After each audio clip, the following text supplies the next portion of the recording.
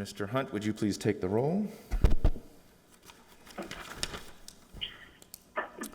Good evening. Chairperson Crayhill. Here.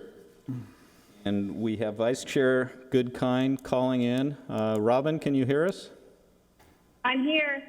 We can hear you loud and clear. That's working pretty well, actually. Welcome. Thank you. Thank you for the technology and allowing this to take place remotely. I appreciate it. Commissioner Balma. Present. Commissioner Busk. Here. Commissioner Rosales. Here. Commissioner Morrissey. Here. And Commissioner Custer. Here. So again, just for the record, you do have all 7 members, 6 in the chambers and 1 via call-in. Thank you very much. For items 1 and 2, do we have any off-agenda communications? Mr. Hunt, was that something you're looking up? Chair, we have no off-agenda items. Thank you very much. We can move on to item number 3, which is the approval of the minutes from the March 9th, 2020 meeting. Are there any changes to the meeting minutes as submitted? I'm not seeing any. Robin, just go ahead and speak up if you have something to say. I was not present, so I'll be abstaining from that, but seeing as no changes, that is approved unanimously for those who were present. And with that, we can move to our public hearings. Item number 4 is the 1888 Oceanside Gas Station and Convenience Store, and we'll go ahead and start with disclosures. Commissioner Busk, would you like to get us started? Yes, I've toured the facility, read all the staff reports, and we got a number of emails on this, and I read the emails this afternoon. Commissioner Rosales. Thank you. Staff reports, some emails, and a drive-by. Commissioner Balma. I also had the same disclosures. Commissioner Custer. The same. Commissioner Morrissey. Drive-by and staff reports. Vice Chair Goodkind. Same. All right, then I think we're ready for our presentation by staff. Good evening, Chairperson Crail, Planning Commissioners. It's nice to see everyone. I hope everyone is doing all right.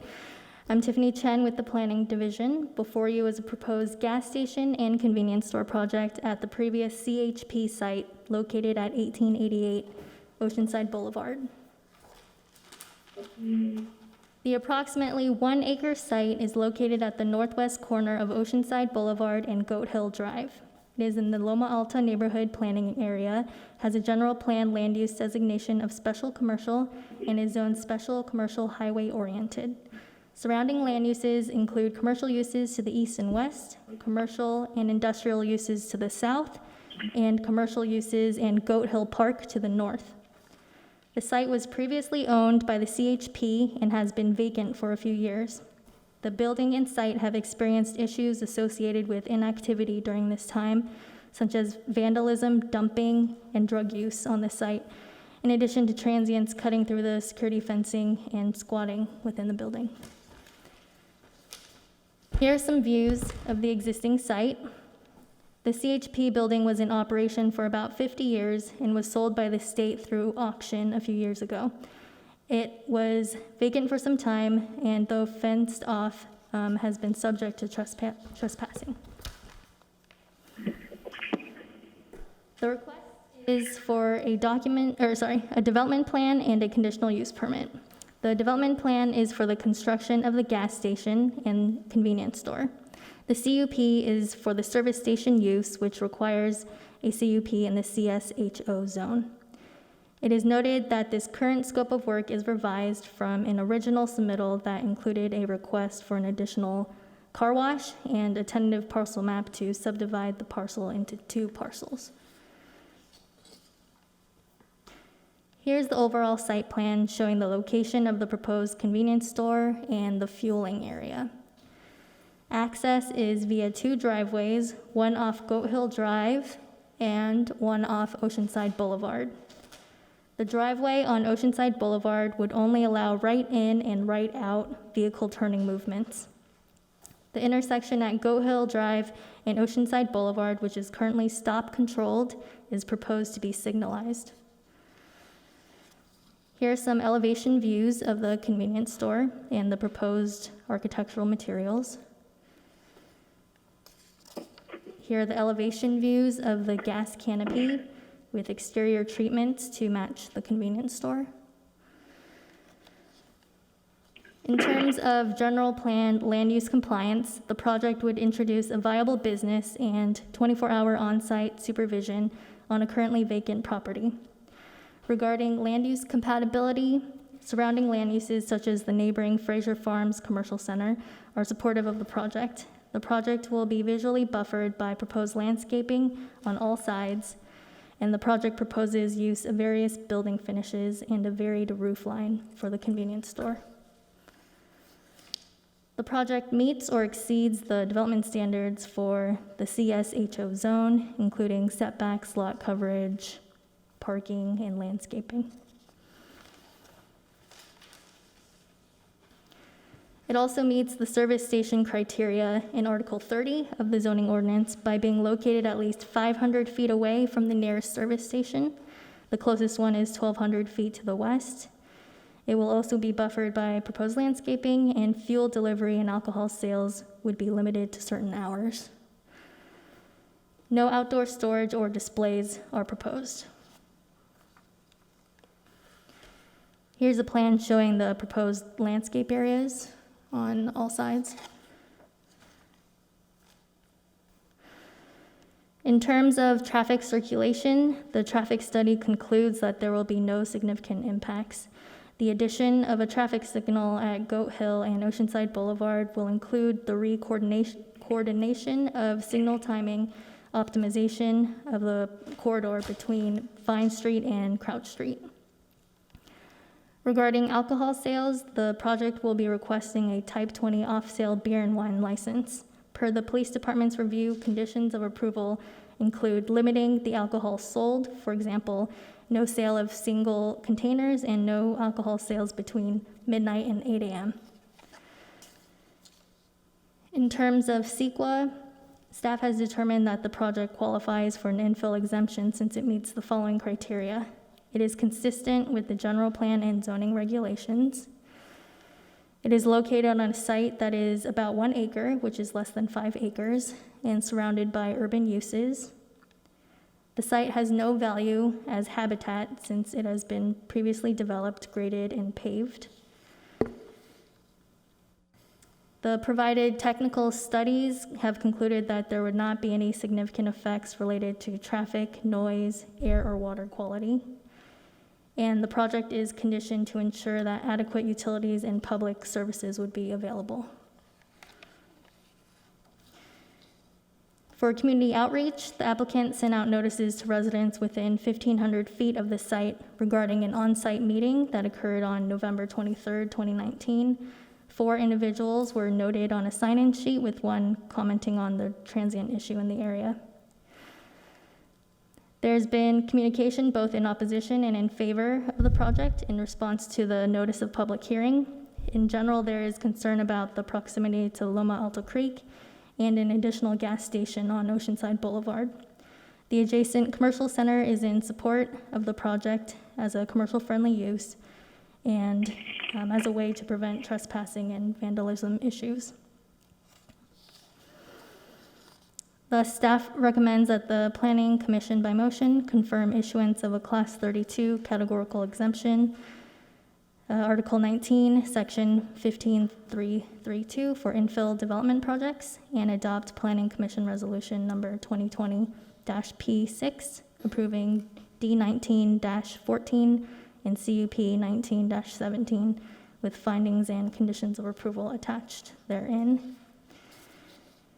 And I did want to note that earlier today, engineering noted that they found a typo in one of their conditions, condition number 56. So they revised it to clearly indicate that this would be a priority project. And they also added condition 57 regarding entering a stormwater facilities maintenance agreement. The numbering to the conditions of approval was also fixed. This concludes my presentation. I'm available for questions. I believe the applicant is on the call. Thank you. We'll go ahead and take questions from the commission now. Commissioner Rosales. Thank you. How'd you know I wanted to say something? Do you see? Oh, yeah. It's lit up? I have nothing to push. Neither do I. else push? Because Tom showed up. Oh, because I pushed it. Okay, so you're Tom tonight. But folks, yeah, you can go ahead and raise your hand or something, but go ahead. Tom. Yeah, okay. Yeah, if you don't mind, starting off with a couple of questions. So I know we saw a number of emails from, as Tiffany pointed out, pro and con on this project. And Tiffany, you touched a little bit on it, but I wonder if you or Jeff perhaps can, because this is an unusual setting, normally we'd have the public come up afterwards and speak to their points, and they'd probably support whatever they said in writing. Can you characterize maybe a little bit more in depth some of the email information that we got, some of the, I'd say non-support comments that we got? Because I recall traffic, something about environmental, and that's all. CEQA, and maybe there was something else. Maybe you could kind of cover a little bit of those. Sidewalk, okay. Mr. Chairman, the process, and Tiffany can certainly give you a summary. The process that we've outlined is this is the opportunity to ask her questions. I get it. Then we'll have the applicant talk. And then Tiffany's going to actually go into what we're doing, a virtual public testimony, reading those items that were requested to be read into the record. Outstanding. Well, then I can defer my question to that part. I would like us to cover that, but if that's the way we're going to do it, then I'm perfectly fine to hold off any other questions for now. Thanks. Commissioner Obama? Yes, I have one that might be a total simple one and just my not understanding of this. On the staff report, item number 114 under the transportation items, it describes the project applicant shall be responsible for the installation of a traffic signal at Goat Hill Drive and Oceanside Boulevard and a pork chop at the Oceanside Boulevard driveway. Can you I don't know what a pork chop is. I'm sure Tom over there knows, but what's a pork chop? It's like in the island in the center of the street, it's shaped like a pork chop, so it prevents people from turning left onto Oceanside Boulevard when they're trying to exit onto Oceanside Boulevard. So in Oceanside Boulevard, you're going to be providing a planter or something, a pork chop then, basically? Yeah, like a cement All right. structure shaped like a pork chop. And then the other question is, as far as, I know that we got a lot of comments about Oceanside Boulevard providing an access from Oceanside Boulevard. What was the reason why that maybe you didn't want to access it from the actual shopping center side of the project? Was there like some reasons why? I think, Commissioner Balma, there's an existing driveway on both Goat Hill and Oceanside Boulevard, so I believe they're trying to preserve those access points. That's good. I'm just talking about the one, like, say if you drive past Fraser Farms and you're going to go out to Goat Hill, there's like a parking little area there. Is that not owned by the site? Is that what that is? It's not owned by the CHP site? Yeah, I don't think there's an access point from the rear there. All right. Thank you. Vice Chair Goodkind, do you have a question? Yes, hi, can you hear me? Yes. Okay, my question is for staff, are there data or any studies indicating that the two nearby fuel stations and the one we just approved at Oceanside Boulevard and El Camino Real are inadequate for current and projected fuel demand?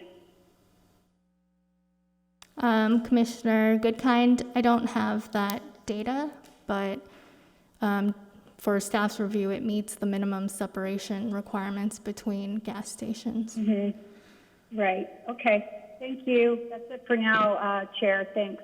Thank you, Vice Chair. Mr. Chairman, yes, please, perhaps Mr. Hunt. we could ask the applicant to address that once we get through the staff presentation.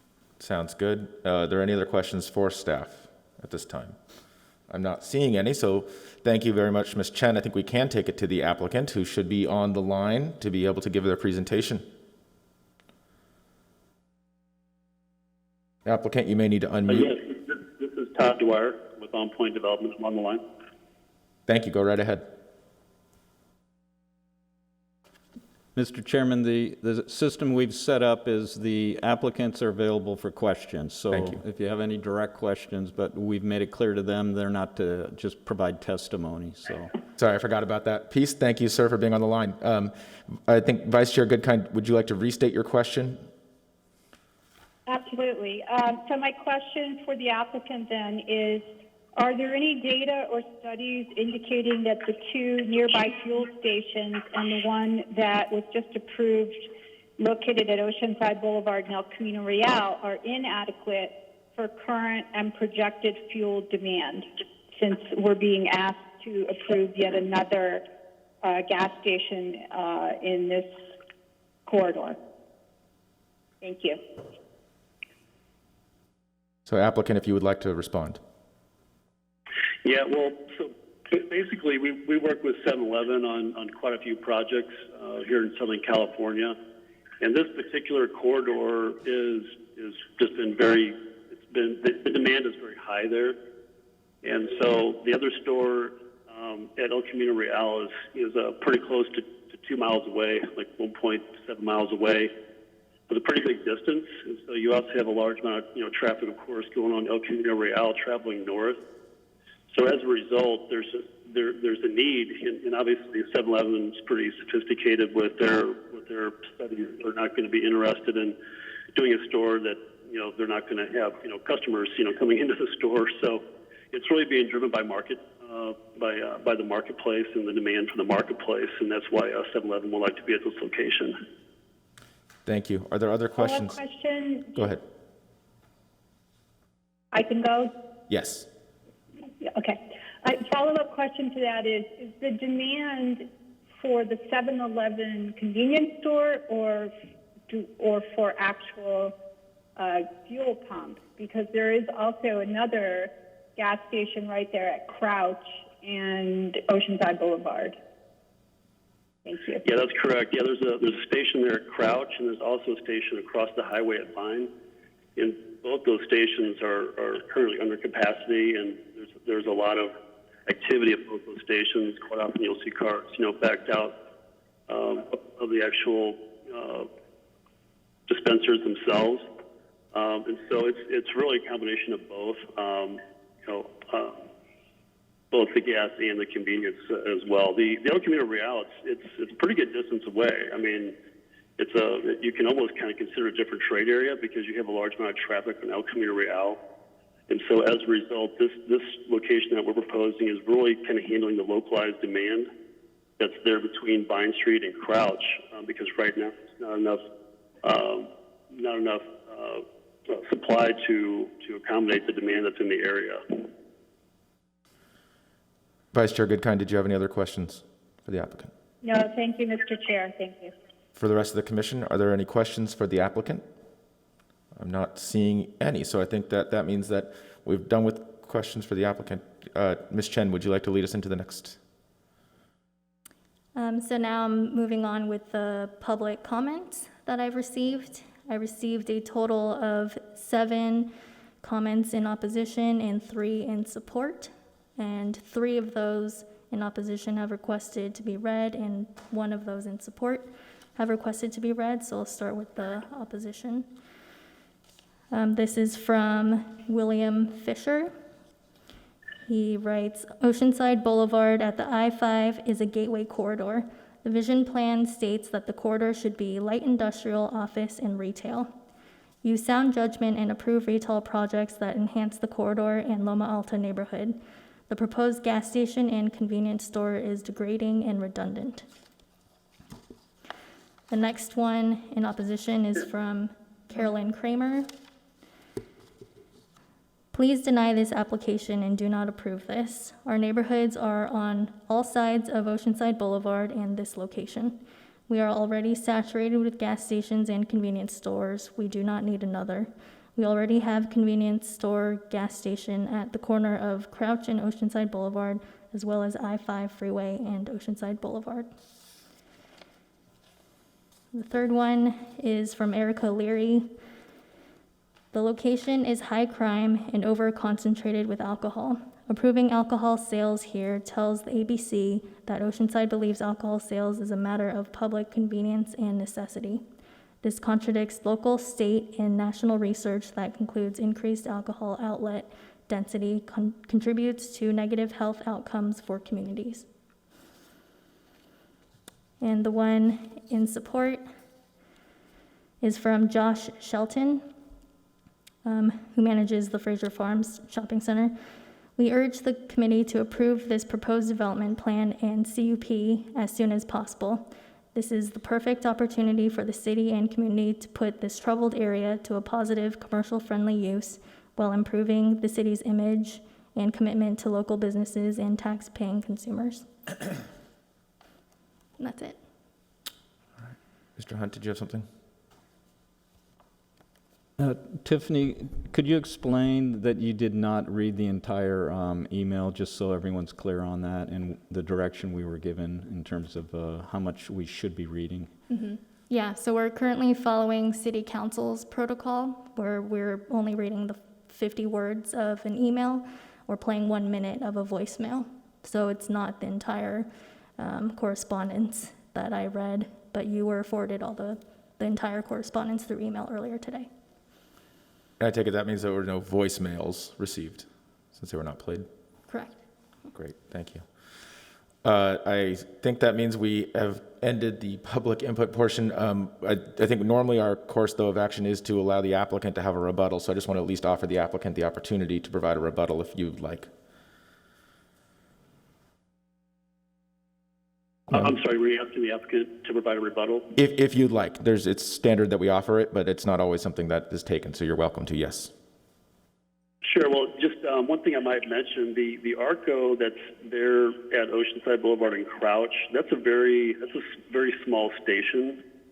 And the pumps, the way they're located there, they're basically right up next to the road. And so by us adding the additional MPDs, in the immediate area, it's going to relieve any type of those congestion problems that are currently occurring there, which at the same time are located very close to Oceanside Boulevard itself. So there really is a need in the area to relieve some of this demand. So that's, I guess, my main rebuttal for that.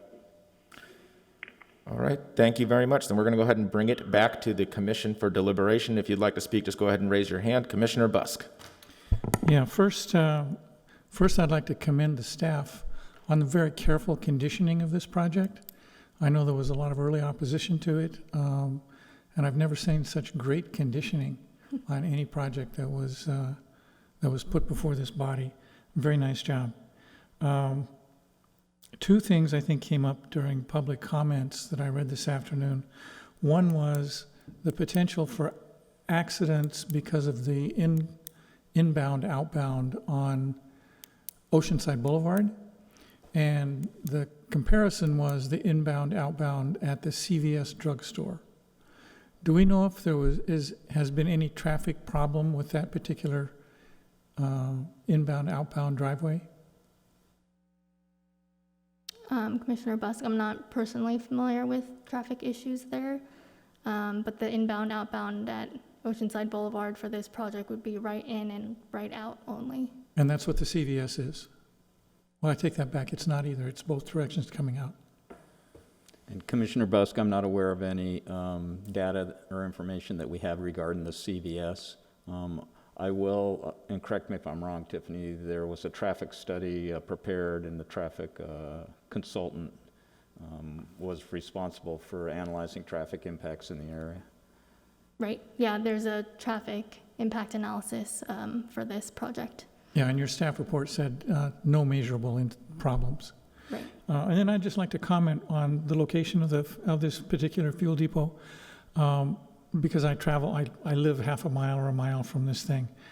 The station at Oceanside and Vine is a GM station. There's also a GM station at Oceanside and Coast Highway, which is a quarter of a mile away. Both of those stations are so busy that they back up traffic on both Coast Highway and Oceanside Boulevard. So, in fact, there is, just from casual observation, there is a need for additional fueling opportunities for lower cost fueling facilities, which the ARCO is not. The ARCO is a medium cost kind of facility on that road. Thank you. Next comments. Commissioner Rosales. Thank you, Tiffany, for the presentation. I don't have a whole lot more to add other than I don't know the market for convenience stores or gas stations, obviously. I'm not in that sector. When I know the site has been empty for many years, and I personally was hoping that maybe we'd see something a little unique in there, because, you know, this is not terribly imaginative in terms of the type of development for that corridor, but, you know, again, the market appears to dictate or at least indicate that there's a need for this sort of service, this sort of business. So the only other comment I have is about the traffic, and I think you touched on it earlier, that there's going to be, hopefully, some very strong coordination between the timing of the signals, because if you are at Interstate 5, by the time you get to Crouch Street with this new development, you will have passed through 5 signals in whatever distance that is. I don't even think it's a half a mile. And it's already annoying to go through that section. I try to avoid it when I can. So adding another signal that isn't coordinated with others, where it trips off really easy from traffic coming off of Goat Hill Drive or whatever, I think will add to the annoyance, not just, probably just for myself. So please make that a priority and make sure the traffic engineers pay close attention to doing the best they can with that area there. Thank you. I know Vice Chair Goodkind would like to make a comment. Thank you, Chair. To me, the rule that allows gas stations every 500 feet is antiquated and reflects a need for gas stations based on 20th century usage of gas guzzling automobiles. And I think we need to be looking forward, not backward, and consider development that meets the needs of today and the second quarter of the 21st century, and also enhances our gateway corridor of Oceanside Boulevard. I mean, once this is built, we'll be stuck with this gas station when demand is shrinking, and what is desperately needed in this corridor near transit is well-designed affordable housing or a mixed-use development. That's how I feel about this. Thank you. Thank you. Commissioner Custer. I don't think my mic's not working. But anyway, I think that this would be a good project because the site's been a disaster for so many years. With the trash, homeless, drugs, and the boarded up building, I think it will, although not the most beautiful thing for the entrance to Oceanside, it will certainly be an improvement over what we have currently.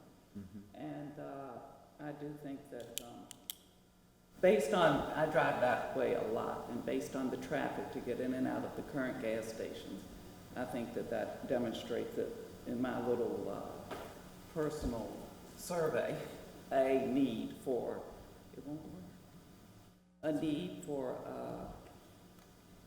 gas stations there. It's always backed up onto the road, and to me that's very hazardous. Thank you, Commissioner Custer. Any other commissioners have? Commissioner Baldo?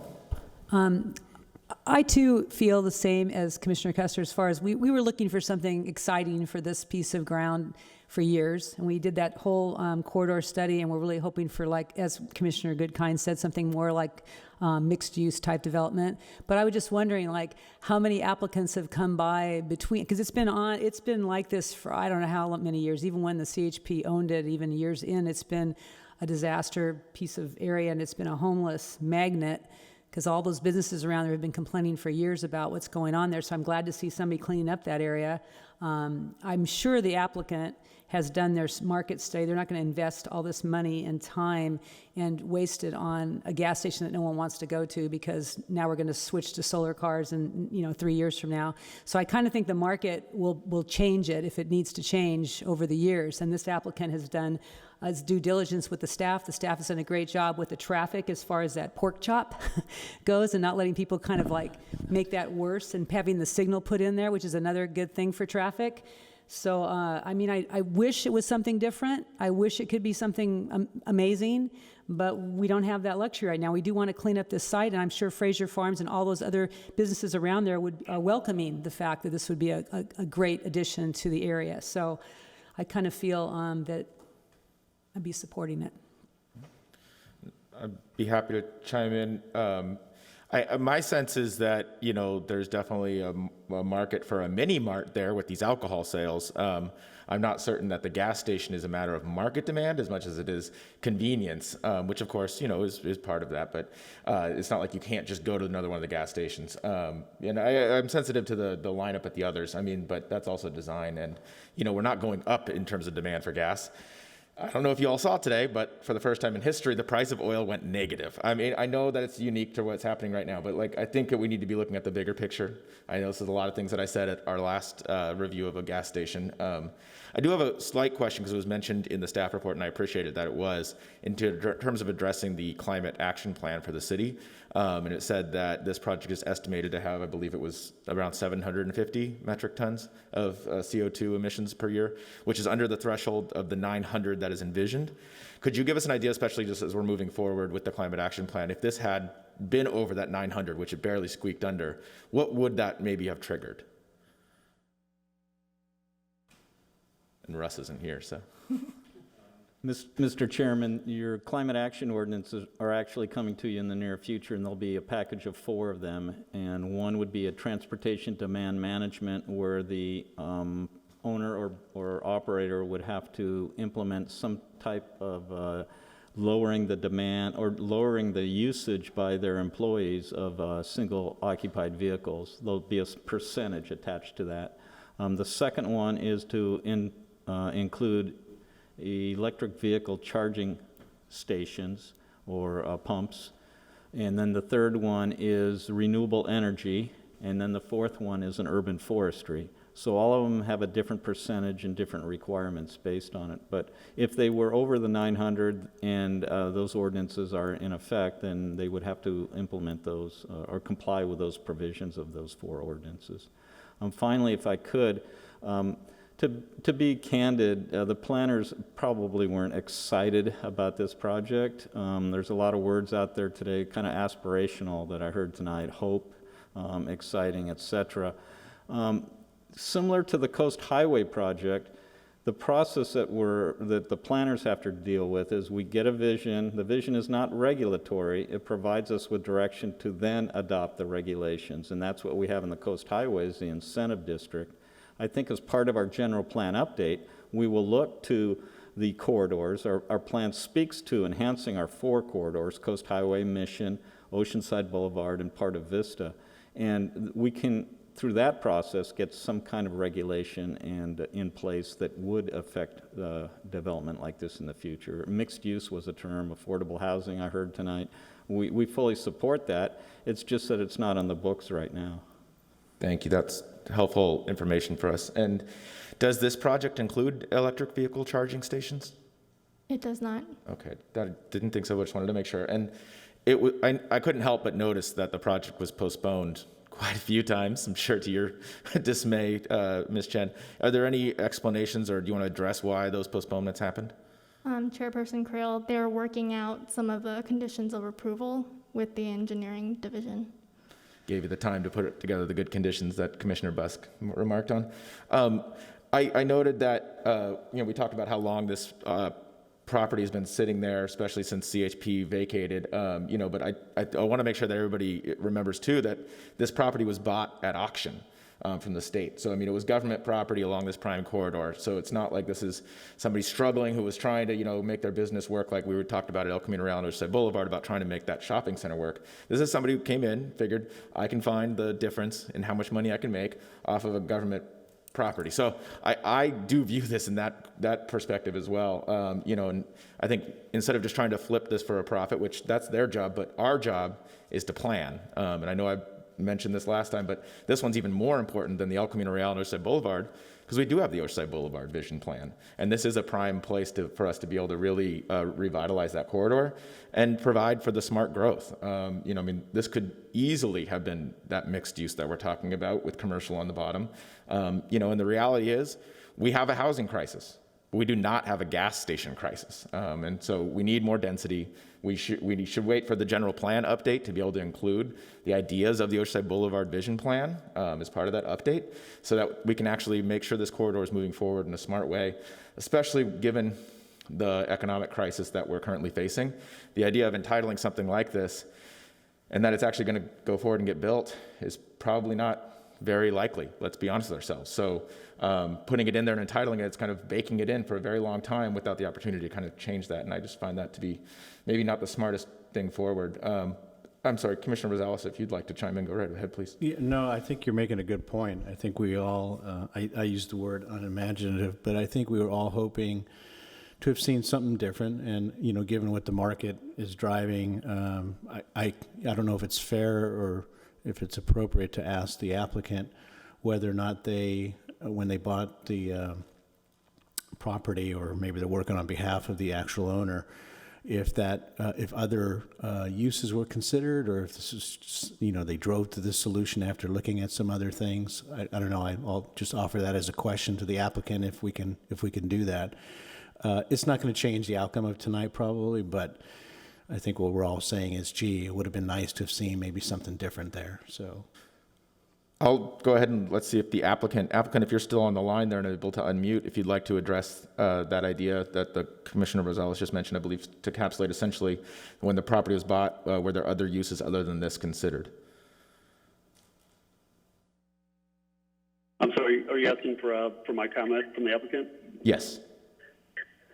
Okay, yeah, I mean, our intention on this property is to do this particular project, and we do a lot of, commercial type projects, in California, and this is the use that we presented, and really have no interest in, any of the project, just mainly from a market viability perspective. And so, if this project could not be approved, we would just drop the project and move on to something else. Okay, thank you very much, applicant. So, I think it speaks to the fact that this property, could be used into a different way if we were creative about, if people were creative about it. Again, it's having been a government property, I think again gives us a little bit more latitude. And I'll just say that I just don't see how this is compatible with the general plan. The land use element, requires that it would be self-sufficient and viable, and given the immediate and forecast economic circumstances due to both the crisis that we're facing with coronavirus, the economic crisis, but also the climate crisis, respectively. I don't see how this is really self-sustainable, self-sufficient or viable as defined by the general plan. And I'm also still, I think, as you've all heard, the greenhouse gas emissions question. I know that we're under threshold here, but CO2 emissions, greenhouse gas emissions are a globally cumulative problem. So it's not like some other aspects where if it has a low threshold, it's not going to contribute that much. It's a cumulative issue. And so adding that much more without the appropriate mitigation, I mean, this one, as I think the Friends of Little Malta Creek made the very strong point, didn't go through, even a mitigated neg deck or the full EIR process that we would expect. So I just have a really hard time approving something like this at this site, given all those circumstances. That's just my perspective. Does anybody have any other thing to say or motions? Because I can ramble all night, as you know. I'm not seeing anybody. Somebody's got to be brave. Make a motion. Commissioner Morrissey. So I'd like to make a motion to approve staff's recommendation to conform issuance of a Class 32 categorical exemption per CEQA, Article 19, Section 15332, infill development projects, and number 2, approved development plan D1914 and conditional use permit 1917 by adopting Planning Commission Resolution number 2020-P6 with findings and conditions of approval attached herein. Thank you. Is there a second? I'll second. Commissioner Custer seconds. Is there deliberation on the motion at hand?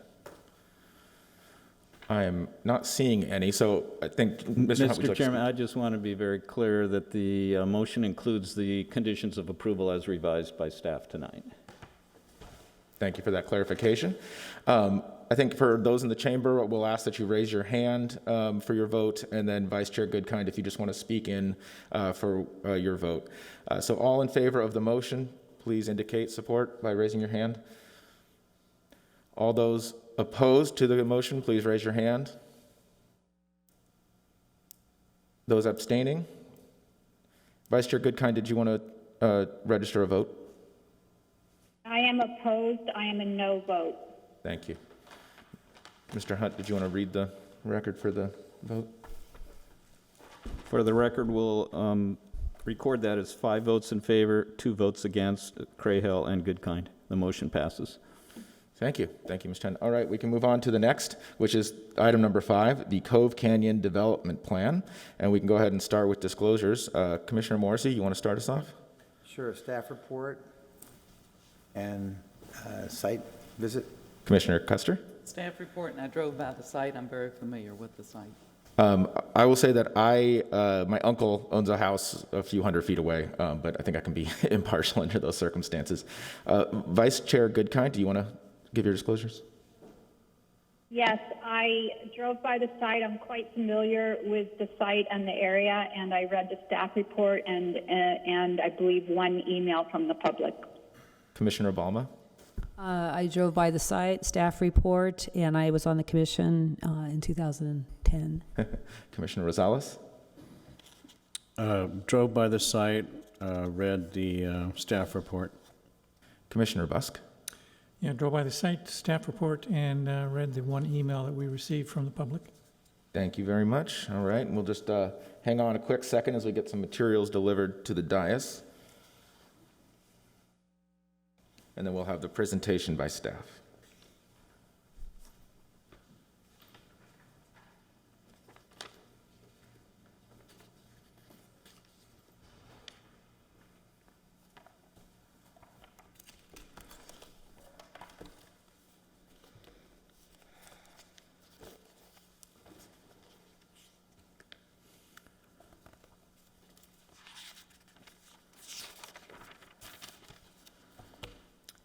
Good evening, Planning Commissioners. My name is Stephanie Cervantes, and I will be presenting the Cove Canyon Development Plan 18-00020. The site is located on Ivy Road between Down Street and Avocado Road.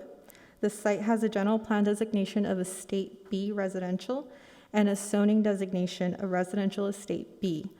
The site is surrounded by REB zoning in all directions.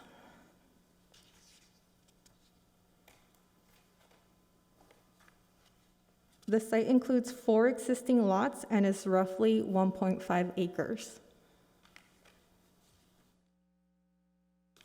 The lots were originally approved in 2010 and which include 2 lots that are not associated with this project. The maps were recorded in 2014 and 2015. In 2017, the applicant submitted a time extension for the project, which included lots 1 through 3, and in 2018, submitted an administrative development plan for lot 4. Due to the shared access and integrated engineering needed to develop the lots, the project was consolidated into one project and a new development plan was applied for. The current proposal is to construct 4 custom single-family homes served by a common private drive. The lots range from roughly 15,000 square feet to 22,500 square feet. The home sizes range from 2,890 square feet to 3,510 square feet, and all homes have a 3-car garage. This slide shows the lot configuration. This exhibit shows the 4 lots with private drive and panhandle access. This is the front elevation of lot 1, the front elevation of lot 2, lot 3, and lot 4. As of 5 o'clock today, staff has received 1 comment in opposition and 1 email with questions. The project is consistent with the zoning ordinance. The project meets all development standards per the hillside regulations except height. Lot 1, 3, and 4 exceed the allowance of 30 feet, however, are below the 36 feet allowance per the REB district. Section 3018-4 allows the Planning Commission to grant additional height. The project is also consistent with the general plan. The lot sizes exceed 10,000 square feet. The project is near a commercial area and a major transportation corridor, and it adds additional housing, and the structures are designed for the hillside conditions.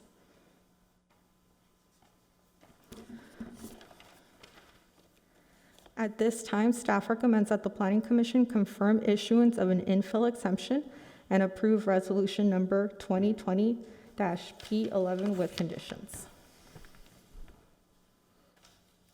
I am available for questions, and the applicant also submitted a statement, which I will read out loud and was also distributed to you. Thank you. We'll go ahead and go to questions. Commissioner Busk.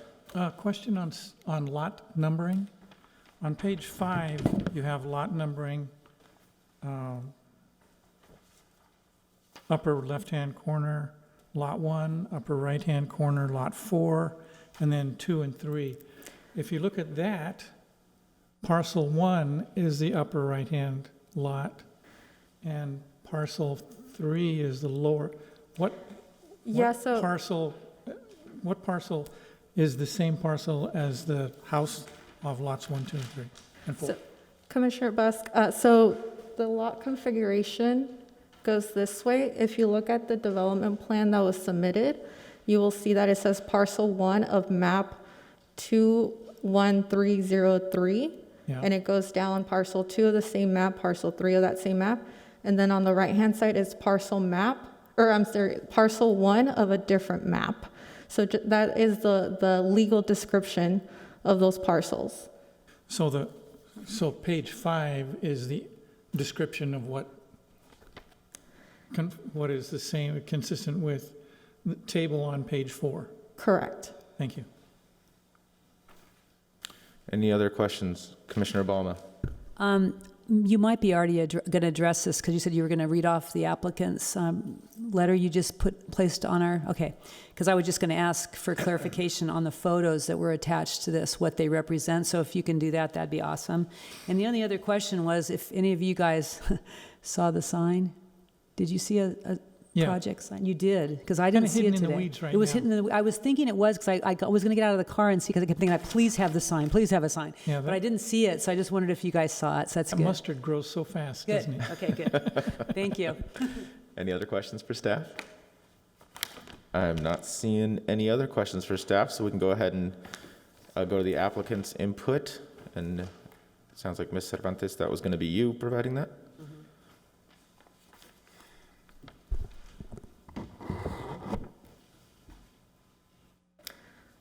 Planning Commission, I am putting my presentation down as a letter format as well due to the current COVID-19 conditions we are working under as a supplement to the presentation. I will focus on the issues that I feel are important for you to hear in a summary fashion as you are in possession of the city-approved documentation.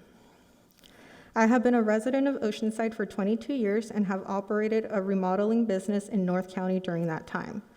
I purchased the property on Avocado Road in 2006 and on Ivy Road in 2007. I submitted 2 development plans, one for Ivy Road and one for Avocado Road, with the city in 2008. These plans were approved by the city and presented to the Planning Commission in 2010. They were both approved by the Planning Commission as well as supported by most of the surrounding neighbors who were kind enough to speak at the hearing. Maps were subsequently drawn and recorded.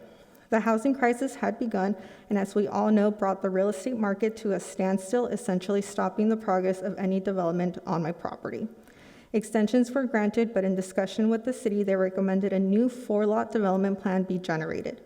This made sense to combine 1 lot from the Avocado development with the 3 lots from Ivy development due to the connecting topography, specifically common road and drainage.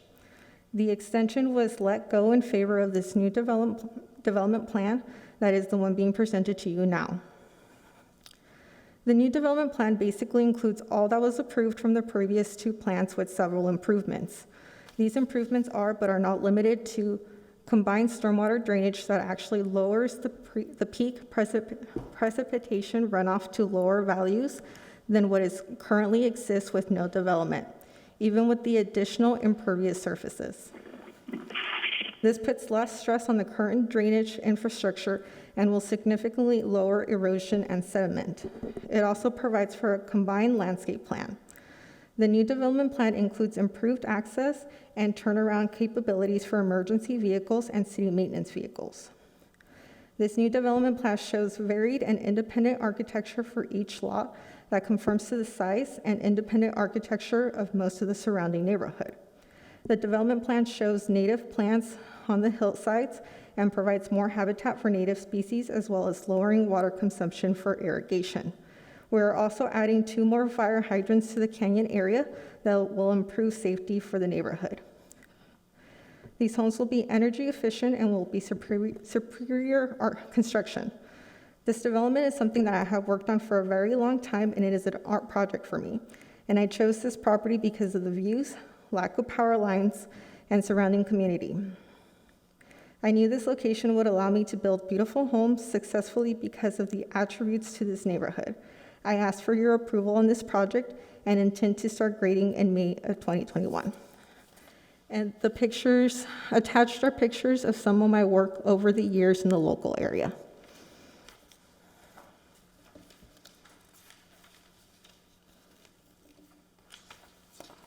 And I presume that the applicant is not available for questions? The applicant should be on the conference line. Okay, great. Are there any questions for the applicant from the commission? Looking around, anybody? Looks like not hearing any questions for the applicant, so then I think we can go ahead and move on to the public comments that were received.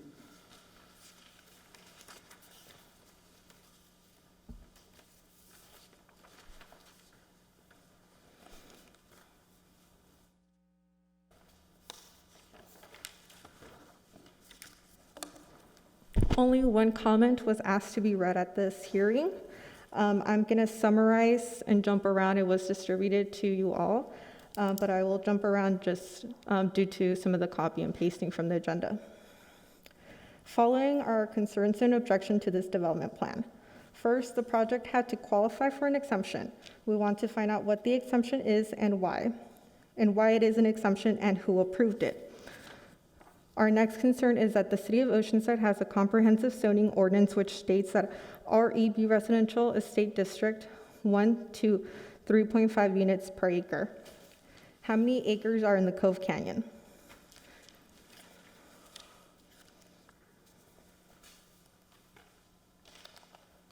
Does that conclude the comments? It does. That's 50 words. All right.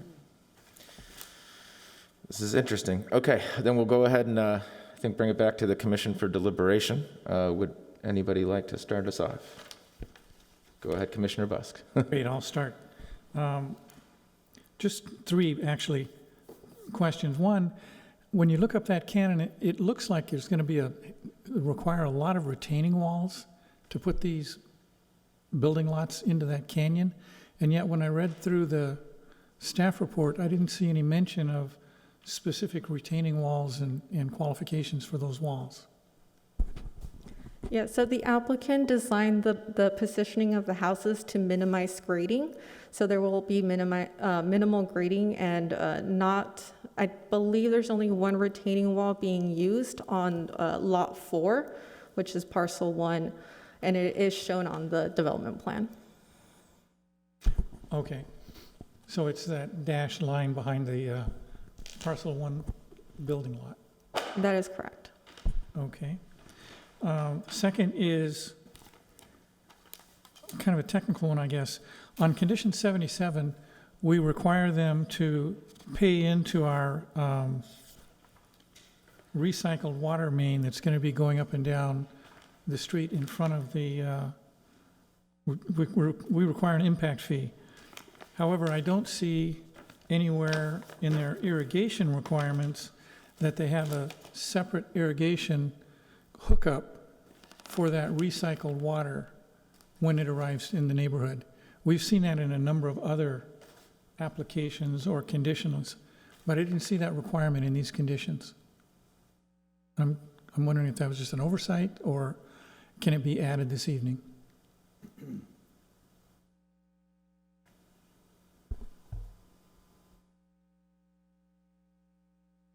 I think it would be added to condition 72. calls for a separate irrigation meter, but it doesn't call it to be accessible or hooked into recycled water when it arrives in the neighborhood.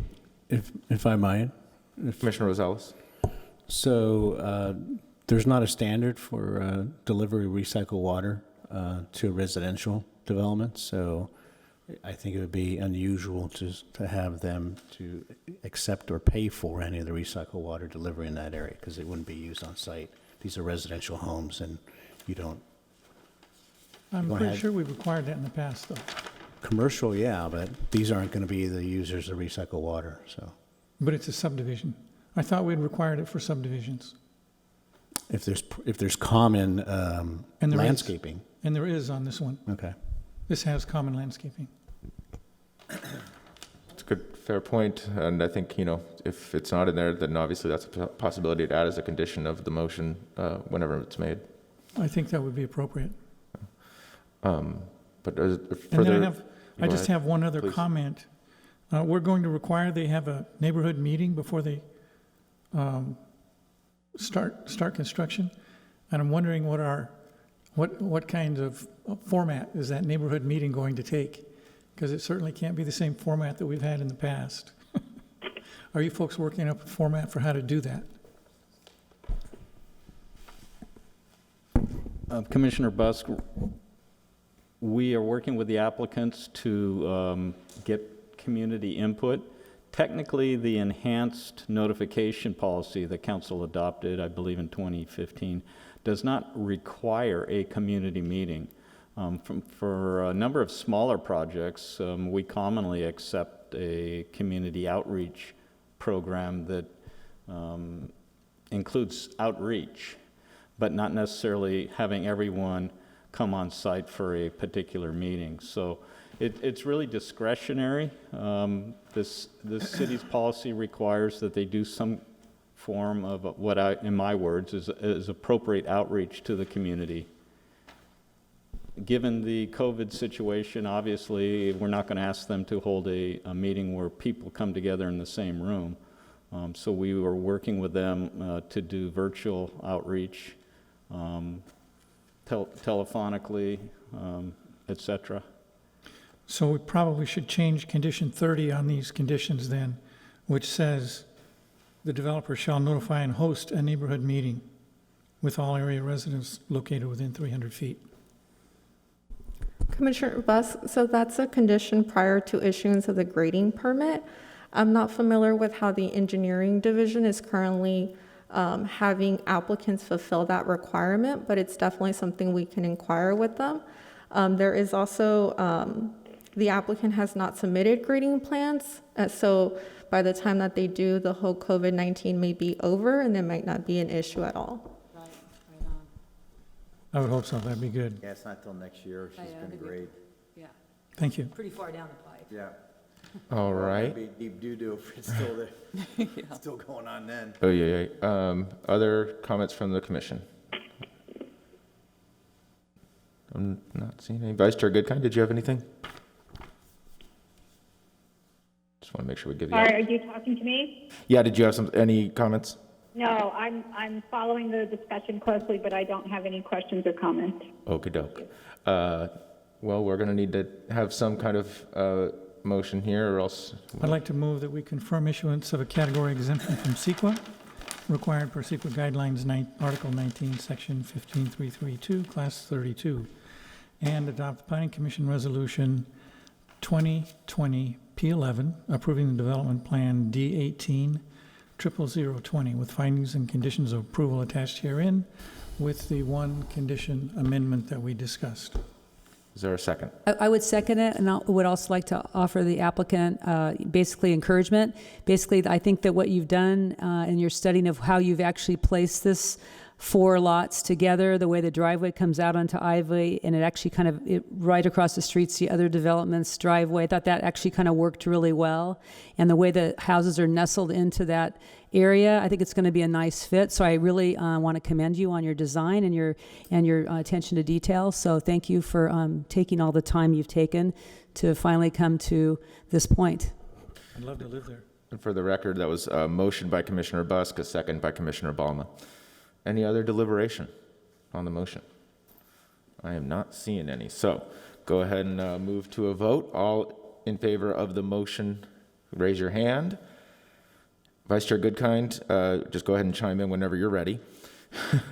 I am in favor of the motion. That's a yes vote. All right. It looks like that was a unanimous vote. All in favor. So then we can go ahead and move on to the next item. Is item number 6, the McPherson remodel and addition. And we'll go ahead and do disclosures. Commissioner Busk, would you like to start us off? The site and read the staff report. Commissioner Rosales. I didn't walk the site, but I read the staff report and I drove by the site. Alma? I also did a drive-by and read the staff report. I have nothing to disclose. Commissioner Custer? Drove by the site and read the report. Commissioner Morrissey? Same. Vice Chair Goodkind? Same. All right, then let's go ahead and get the presentation from staff, please. Good evening, Chairperson Crail, members of the Planning Commission. My name is Veronica Moronis, Planning Consultant. I'll be presenting agenda item number 6 this evening. The project site is located at 1815 South Pacific Street in the South Oceanside neighborhood planning area within the appealable area of the coastal zone. The project site has a land use designation of low density residential and zoning designation of coastal single family residential, also known as R1. The project site is surrounded with residential properties to the north, south, and east, and the Pacific Ocean to the west. The project site is an existing single-family duplex unit, as shown in the photo in the upper right-hand corner of this slide. The property directly south is the adjacent single-family residential duplex unit, highlighted in red. A regular coastal permit is requested to permit 391 square feet of unpermitted addition and for a new 75 square foot addition to the existing duplex unit, and exterior improvements including new glass railing, exterior remodeling of the residence, deck expansion, deck repair replacement, and new roof. A regular coastal permit is required because the project is a beach fronting property located in the appealable area of the coastal zone. As stated previously, the project site is located at 1815 South Pacific Street, and the residence is outlined in red on this slide above. The existing residence includes 3,292 square feet and is comprised of 2 stories over 2 basement levels. This is the lowest level of the existing basement, referred to as basement 2 on plans, and there are no additions proposed to this level. This is the existing basement level 1, labeled as basement 1 on plans, and first floor plan. Areas of unpermitted addition are shown in green on this slide, and the area in red is a portion of the exterior residence proposed for removal. This is the existing second floor plan, showing the 2-car garage and existing living area. The area in green is currently an exterior deck. The project proposes to enclose this area of 75 square feet. This is the 3rd level floor plan. The area denoted in green is to be removed and replaced. It's an existing deck. This is the proposed basement level 1 and first floor plan.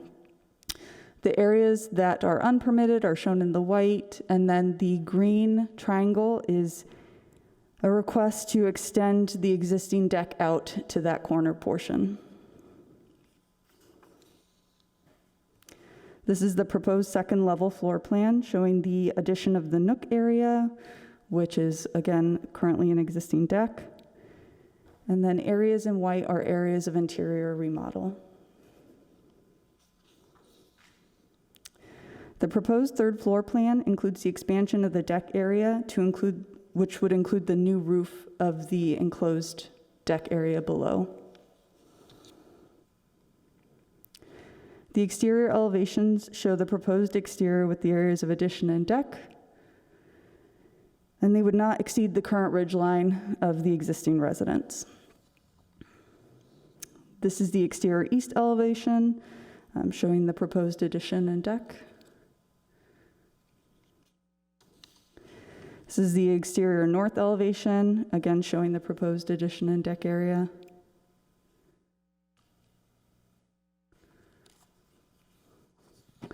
The proposed project meets the development standards for the R1 zone.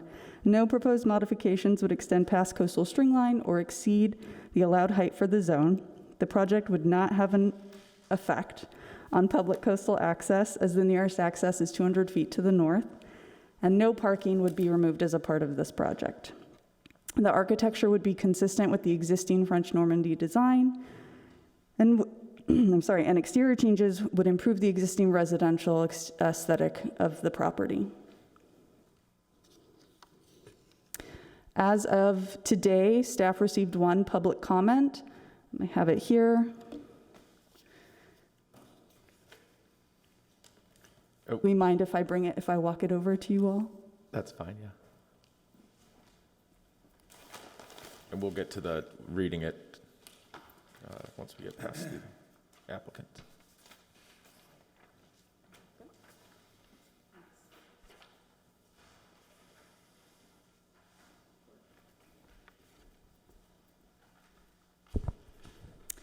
The public comment provided is now with all the planning commissioners. And so with that, staff recommends that the planning commission by motion confirm the issuance of a class 1 categorical exemption and approve the regular coastal permit with the attached resolution. And with that, it concludes staff's presentation. The applicant, I believe, is available via phone. And I am available for questions. Thank you. All right, do we have any questions for staff? I'm not seeing any. Commissioner Ballmer? So it seems like this last, this is the one you just gave us, right? Yes. And it's actually in support of the project, which Yes. it's kind of refreshing for once on Pacific Street to see that no one is in opposition of one of these remodels. So great. That's all I can say.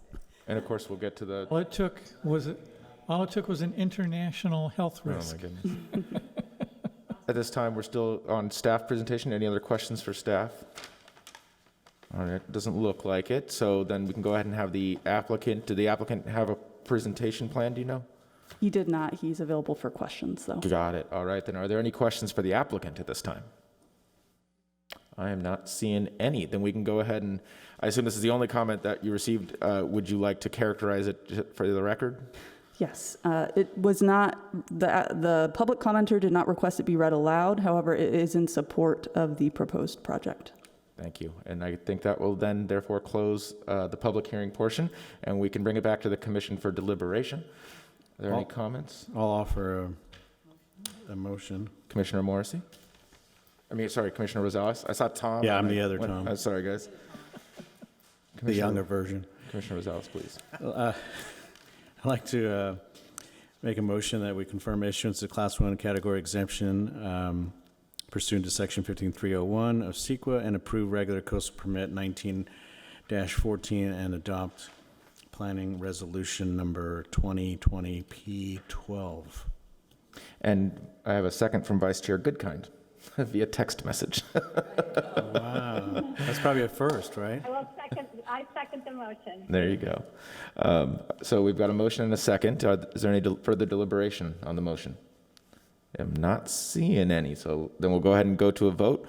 All in favor of the motion, please raise your hands, or say so if you're on a speaker. Vice Chair, was that you? Raising my hand, yes. All right. That then is unanimous, so the motion is carried, and we'll move on to the next item. Item number 7, accessory dwelling unit ordinance revisions. And I think we've got staff on their way in. Mr. Dimahowski's making his way, so we only have one staff in the room at a time. We can start with disclosures. Commissioner Morrissey, you want to go ahead and start us with the disclosures? Look at the report. Commissioner Custer? I read the report. Yeah, no, I have nothing to disclose. Commissioner Balma? Nothing to disclose. Commissioner Rosales? Just read the staff report. Commissioner Busk? Read the report. Vice Chair Goodkind? Report. Thank you. Then we'll go ahead and get staff. Evening, Chair and Commissioners. Rob Dumahowski with the Planning Division. I'm here this evening to present accessory dwelling unit revisions. Back again, it's been a couple times now, and back for the 2020 edition. The request before you is a zoning text amendment and local coastal program amendment to amend Article 30, Section 3006 of the zoning ordinance to incorporate revisions to ADU law that became effective on January 1st of 2020 and to establish the amended text as part of the implementing document of the local coastal program. In recent years, the state legislature has enacted ADU legislation amending Government Code Section 65852 intended to streamline approval, reduce regulatory barriers and costs, and promote ADUs as a source of affordable housing in response to California's housing shortage. The legislation introduced several mandated ADU provisions that local jurisdictions must adopt in order to have a compliant ordinance. Oceanside adopted a compliant ordinance and has since taken several steps to streamline, review, and promote the construction of ADUs, including the waiver of impact fees, a dedicated webpage, and a workshop hosted in November of last year. Moving forward, the authors of the legislation were finding that several jurisdictions were still over-regulating ADUs, thus inhibiting production of ADUs. In response to new legislation, SB 13, AB 68, and AB 881 were introduced in 2019 to further reduce regulatory barriers by establishing by right provisions that eliminate a local agency's ability to prohibit or excessively regulate ADUs, and the legislation became effective as of January 1st of 2020. In response to the new legislation, staff has completely rewritten the city's ADU ordinance to fully comply with state law. All previous provisions that were compliant with state law will remain in the ordinance. The following are the key changes that will be incorporated into Article 30, Section 3006. The by right provision, this is one of the main provisions of the new law that basically by right allows an 800 square foot ADU with 4 foot side and rear setbacks with a maximum height of 16 feet, and no minimum lot size or lot coverage shall apply. There were two different versions in the bills that were approved. One recommended approval of the minimum maximum size to be 850 square feet, and the other set 800 square feet as the minimum size. To avoid any inconsistencies, staff decided to incorporate the minimum size, the maximum size of being 850 square feet for a 1-bedroom, and a 2-bedroom or more can be 1,000 square feet, and that could be an attached or a detached unit. The next provision is the introduction of junior accessory dwelling units. This provision was previously optional, and the city did not have it in the ordinance. A junior unit is basically a unit that is constructed within the primary dwelling unit with a maximum square footage of 500 square feet. And it has to have independent access, but it can also have shared access with the primary house or be completely independent. And that includes a shared restroom. And one key provision is the owner must live on the property either in the primary dwelling or the junior unit. The next provision allows a combination of both a junior unit and an ADU. And this combination is generally being referred to as allowing 3 units on properties that generally previously allowed a single-family house and 1 ADU. And for this provision, the junior unit is established within the primary dwelling, and a new detached ADU can be constructed. And this provision specifically requires the detached ADU to be new construction with a limit of 850 square feet.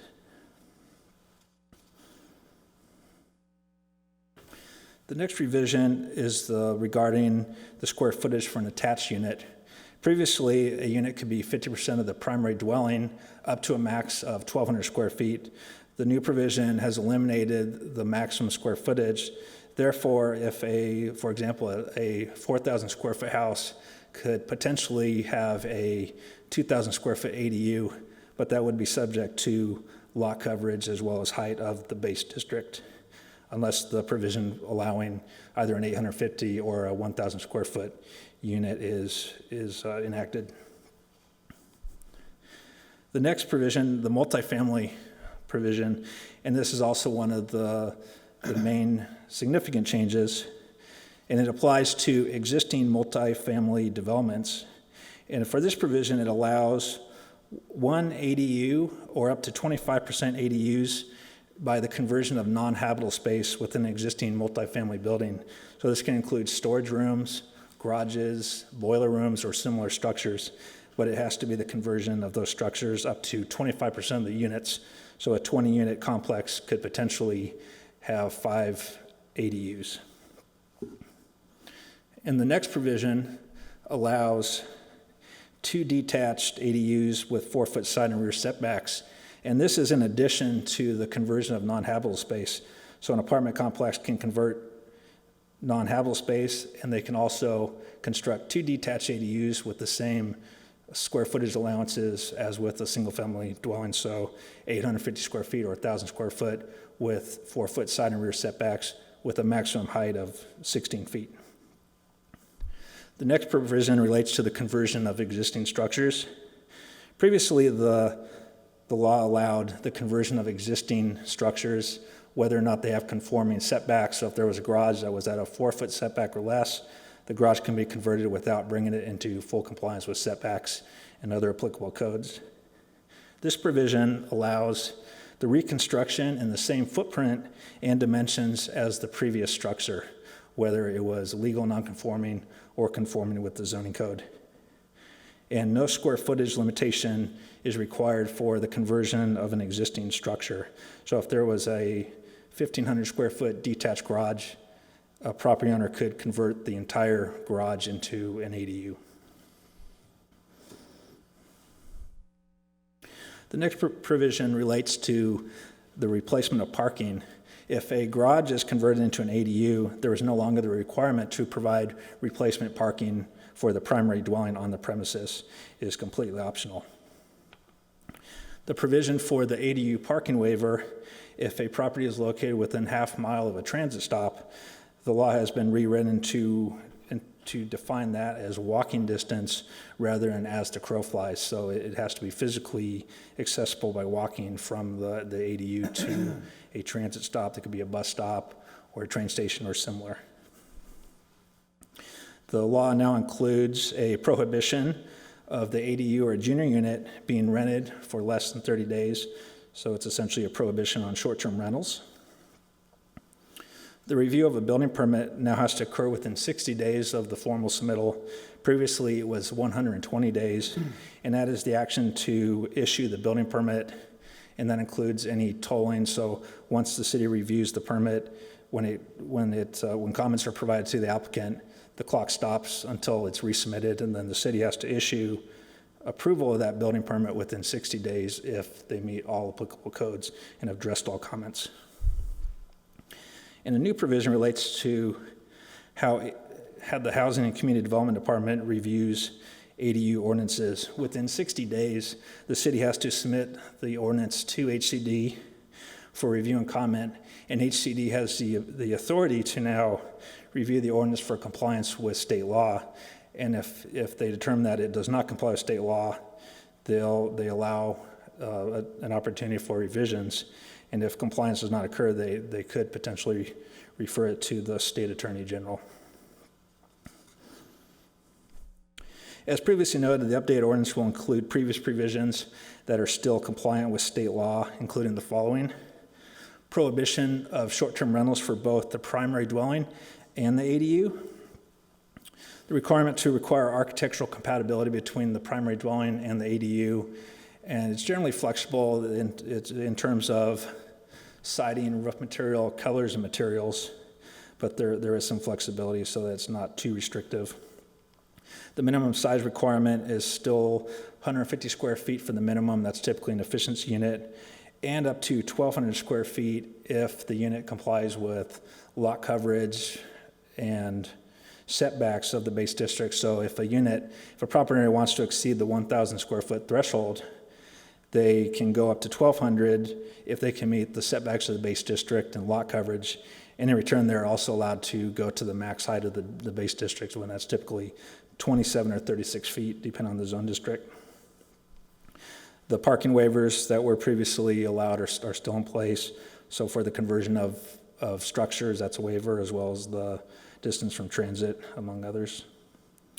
The requirement for a covenant to be recorded, acknowledging that the unit should not be rented short-term, and acknowledging compliance with all the conditions of approval.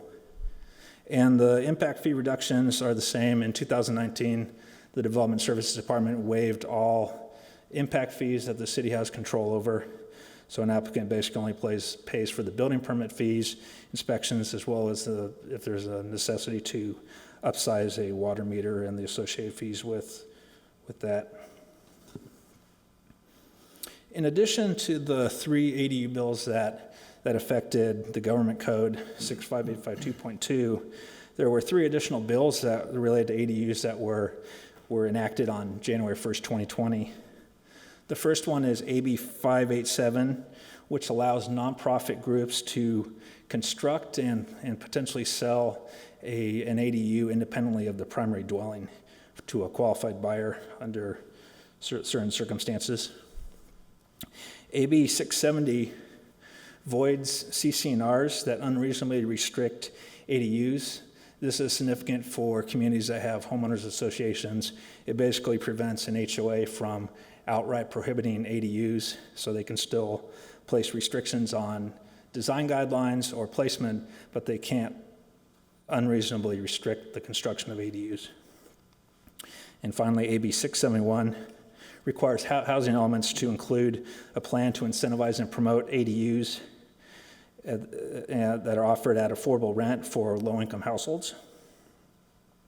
And these bills are effective but will not be codified in the zoning ordinance. Revisions to the ADU law confirm the state's commitment to streamlining and reducing the regulatory barriers associated with the construction of ADUs, and encourage them as a source of affordable housing. The city recognizes the importance of ADUs as a source of housing, and as well as supplemental income to homeowners who have an opportunity to either rent them out or provide housing for family members. The proposed revision will bring the city's ordinance into full compliance with state law. Staff has had the opportunity to contact HCD and discuss the draft ordinance, and at this point they are in agreement with the draft provisions in terms of them complying with the law. And the new standards are consistent with the city's previous efforts to streamline approvals of ADUs and further reduce the regulatory barriers. In conclusion, staff recommends that the Planning Commission by motion confirm issuance of a statutory exemption per CEQA and adopt a Planning Commission resolution number 2020 P13 recommending approval of Zone Amendment ZA 2001 and Local Coastal Program Amendment LCPA 2001 with findings of approval. This concludes my presentation, and I'm available for questions. All right. I think we do have a few for you. Commissioner Balma. That was interesting. I mean, there's so much information, but I have so many questions. But the one, I just wanted you to clarify, on AB 587, you said something about how an ADU can be sold separate from the house. So if I had a house and I put an ADU in my backyard, I can now sell that ADU to someone else? Is that what it meant? Commissioner Balma, the provision is very specific to nonprofit corporations, so there has to be an agreement. I don't know the full details on it. There's a lot of paperwork, I'm assuming, that goes into the background, but it has to be a confirmed nonprofit corporation, and they can build a primary dwelling and an accessory dwelling unit, and under certain situations sell both units or convey them independently of each other to, it'll most likely be lower income households that have to qualify under a program. That was interesting. The other one you stated was about how if you had a condo project, like say 20 units, you can actually increase by 25%. So 5 more ADUs could be added to that complex. They could take their garages or their storage units and make them into ADUs. So that would mean like the first 5 owners of a condo in a condo project that jumped in to build their ADU would get one, but the other guys later on down the road probably couldn't because it'd be over the 25% of that project, correct? Is that what I'm understanding on that? That is correct as the law is relatively new and these types of situations will most likely come up as development occurs. So with a condominium, there's an HOA most likely, so they'll most likely come up with some sort of agreement on how to address the CC&Rs and have equal opportunity to be able to build ADUs. And plus, if they're converting their garage, they're eliminating their parking space, and that's putting their garage and storage on the street. So they have to consider those side effects. Which parking has no really factor anymore. I mean, it's, 20-unit complex turns into, 25 units with no really any parking requirements anymore, right? Correct. Okay. The state Then my last one was, I just read in the paper today on the tiny houses and how they had stated in that, talking about California, how they would accept a tiny house as an ADU, but you couldn't do an ADU and a tiny house on the property. So in ours for City of Oceanside, are you guys looking at the tiny house thing? And would you also put the same provision in that the state was talking about how you couldn't do an ADU and a tiny house, both? You'd have to have one or the other. At this point, tiny homes are not specified in state law. It's completely optional for a city to adopt specific regulations as they pertain to tiny homes. Our ordinance, we didn't pursue that option, but we do allow units to go down to 150 square feet, so that's an efficiency unit. So there are various types of, I've seen products where they're modular homes or manufactured home, but they have to comply with building codes in order to get those installed. So it changes them being cost effective or just being able to meet the basic codes to get those installed. You're not really looking at tiny houses yet, then, basically, right? You're not? Correct. Okay. Not yet as part of the ADU ordinance. So there might be an opportunity to introduce that as a separate item that doesn't necessarily live under the accessory dwelling unit provisions, but at this point there are no mandates or provisions in the government code that relate to tiny homes.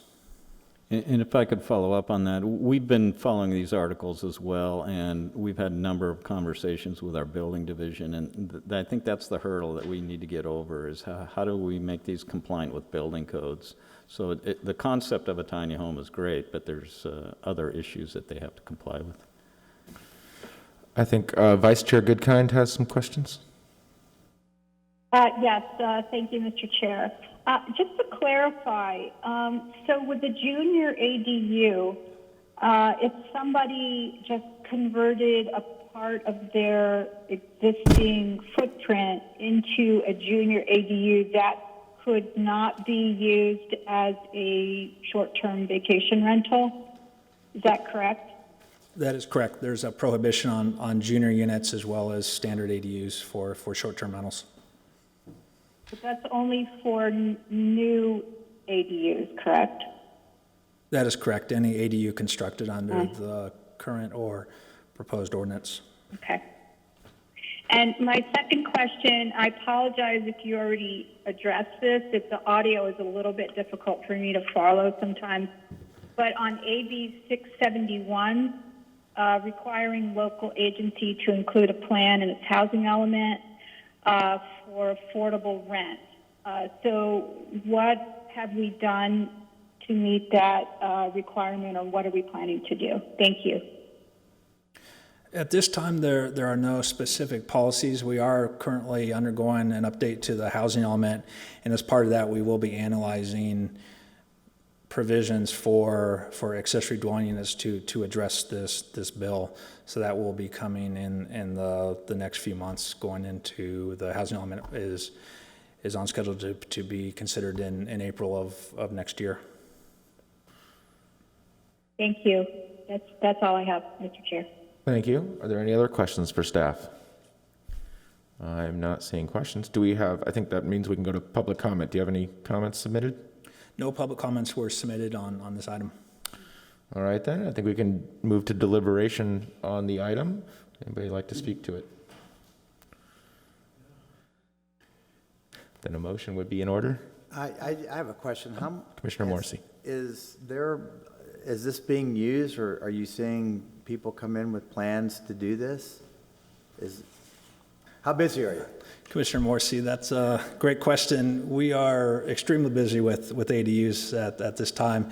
And the staff report I did reference in 2019, or to date since the new laws started going into effect in 2018, we've had 150 plus applications submitted for units. In prior years, let's say going back to 2009, there was an average of maybe 4 to 5 units applied for in an entire year. So the provisions are working, and we're seeing a lot of interest. And is our staff then processing these entitlements? You're not shipping them down to Eskil, are you? Right, they're being processed in-house. They're submitted as a building permit. It's a standard review. A new detached unit is reviewed within a 3-week period. They receive comments, and then from there, it's just a matter of meeting all the codes, and they get a permit issued. Wow, sweet. That's impressive stuff. Entertain a motion. Commissioner Ballmer? I'll go ahead and make a motion if there's no other comments.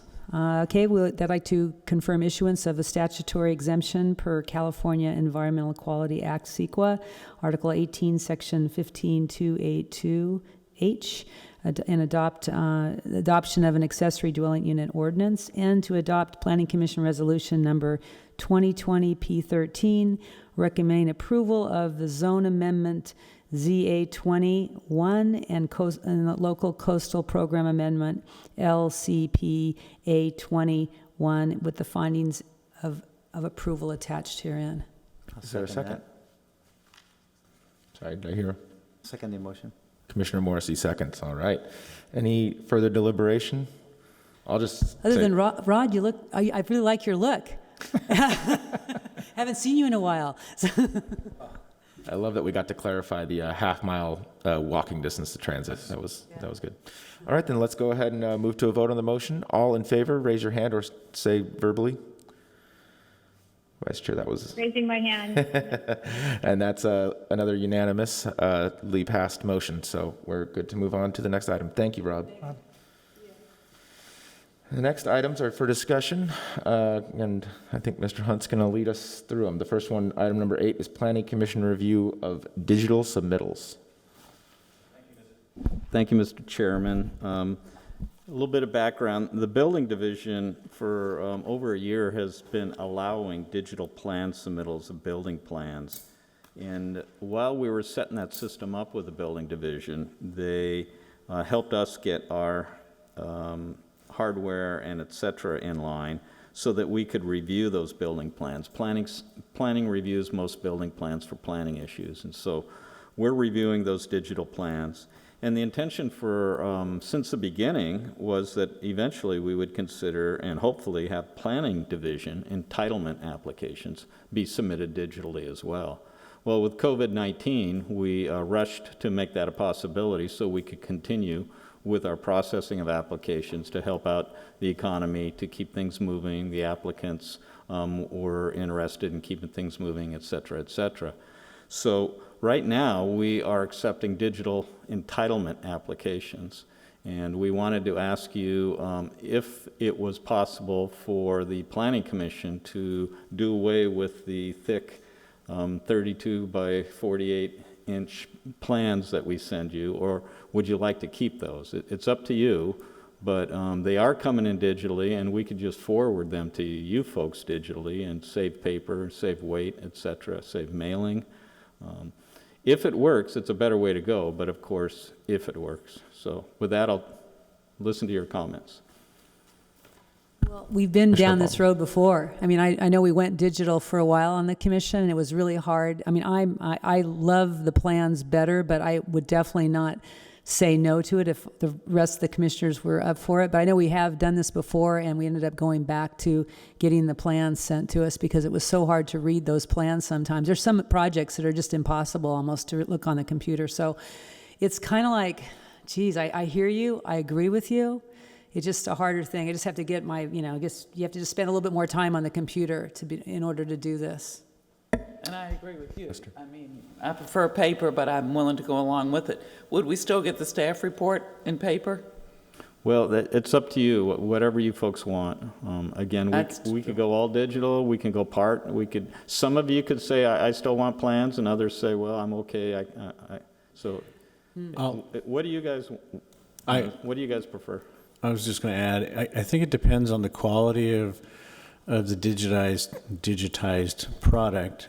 If it's a simple scan or a copy of an as-built, or now I'm talking engineering stuff, development plan or a rendering, it depends on the quality.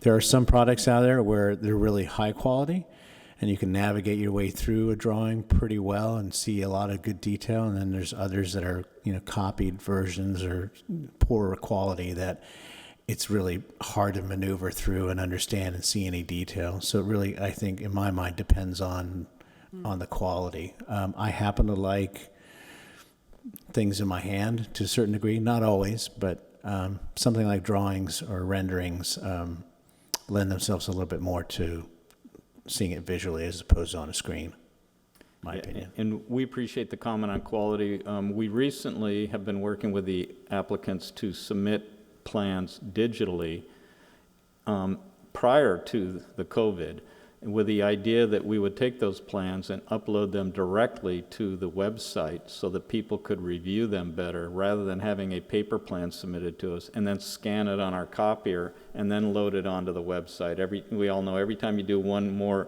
iteration, it reduces the quality. So in theory, the quality of our plans that are being submitted should be getting better, because we are telling everyone we have to have the plans digital in order to upload them. But again, if you prefer paper in your hands, by all means. I'm a little apprehensive going all digital, simply because I don't know if my equipment can handle it in any kind of quick way. One, my computer is a 14-inch screen, and trying to look at a full print on a 14-inch screen is a lot of snapshots. Unless it's really easy to navigate around the screen, I'd be a little hesitant to go all digital. I'd be 100% behind trying it, maybe get one meeting where we have both formats and see how it works out. And I appreciate that comment as well. To be fair, in order to implement the planning staff review of building permits, we bought everyone either a large monitor or 2 side-by-side monitors. So it is a legitimate issue. Yeah. I've been primarily using my computer to review plans myself, so I'm a little biased, so it doesn't matter as much to me. And I will say, up to this point, there's been a bit of a variety in the quality, but by and large, especially as more recently on my time on the commission, it seems like the quality has been higher, and it hasn't been too much of a hindrance usually. I think it'll help if, everything's coming in digitally, that quality will be better. The only, thing is, the idea would be either everybody's bringing in a device to be able to refer to the plans while they're here, right? And that's a tricky part of it. Because I'm here, I'm at 14% of my battery, right? So you could die. And I don't know if this is a solution, just spitballing, but we do have the TVs in front of us here. You could be having the plans loaded up there by staff, and then, if there was a certain page or a certain piece of the plans that we wanted to look at, it could be queued up by staff, and that would give us the opportunity to review all here, even if you didn't have a device. But then we have to be able to manipulate it to get to what we individually wanted to. Yeah. The only other thing I'd add, Jeff, is if the city has established a standard, high quality standard for submittal of the digitized product or submittal, then they all should be then pretty consistent in terms of what we see. If you have a wide variety, then you're going to get probably poor quality and then some good quality. So if you set a high standard, then it should be maneuverable, navigate through it pretty easily, visually pleasing, etc. So I don't know if the city has any standards at the moment, but that would be something I would probably lean towards. Mm-hmm. Like with Commissioner Crahill's comment about the battery, is there like any power, like if we have to all start bringing in our laptops, in order to, because, sometimes the staff reports can get pretty lengthy, and I don't think I want to print off like 50, 60 pages to come here to be able, because a lot of times, even though I might print out 2 or 3 pages when we used to get it all digital, I'd always forget the one that I really wanted, So it's like, I definitely would probably have to go to a laptop. So is there any way to plug in or no here on the dais in case something happened where your battery went down? Well, I would like staff reports still in paper, even if the plans are digital. Yeah, that might, Because I'd rather sit and read it. I'm not going to sit and read. Maybe we go step by step. Yeah. Plans digital, but staff reports paper. Vice Chair Goodkind?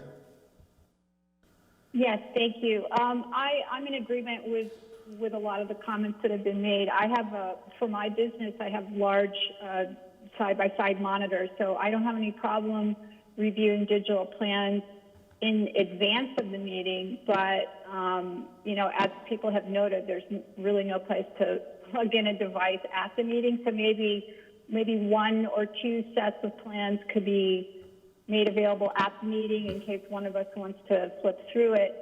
And I would appreciate still getting the paper reports because I take a lot of handwritten notes on them, and I don't want to have to print those myself because I'd probably run out of ink exactly when I wanted to print them. Other comments on that? Thanks. Yeah, thank you. Does that give you a pretty good sense?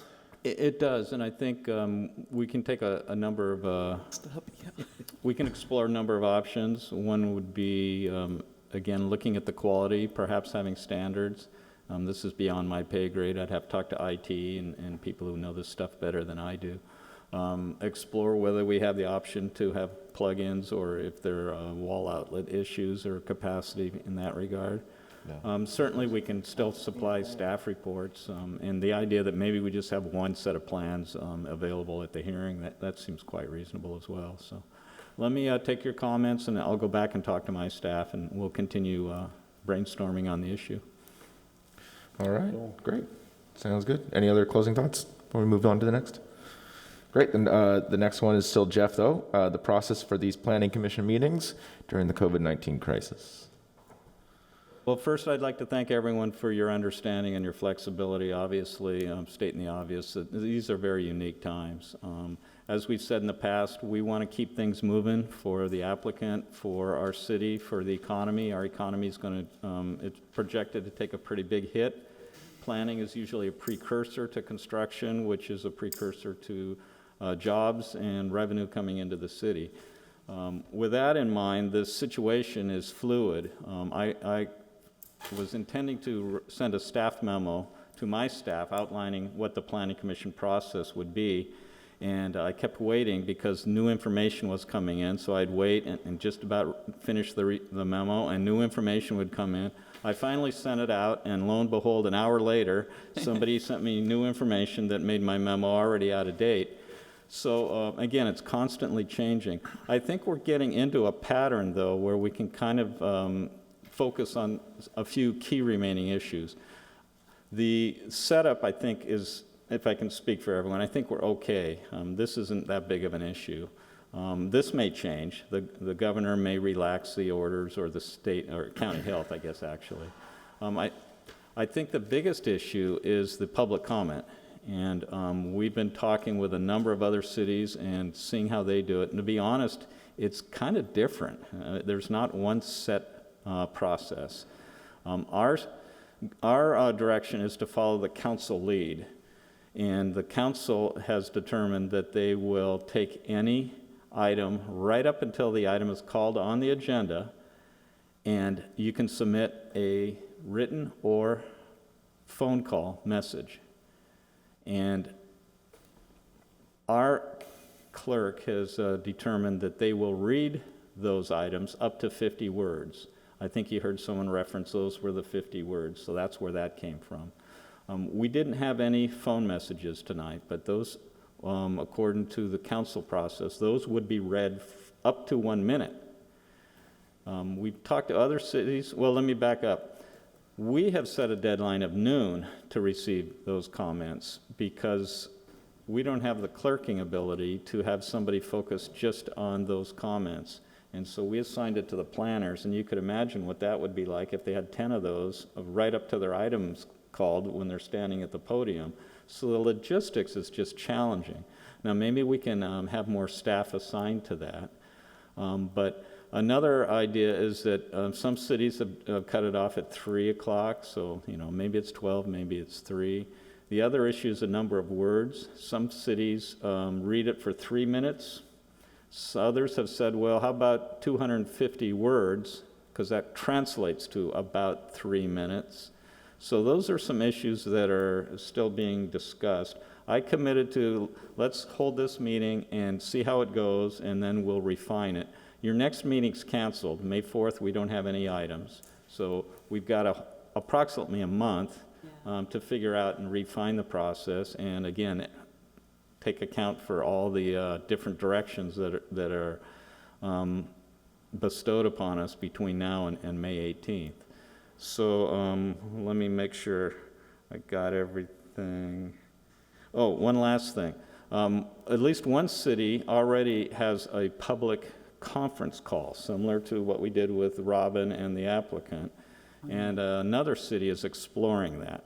It is a challenge, and if any of you have been on conference calls, it's, I couldn't tell you how many people I've told to please mute your mic, and, you hear dogs in the background and other things in the background, and people stepping on each other, speaking over each other.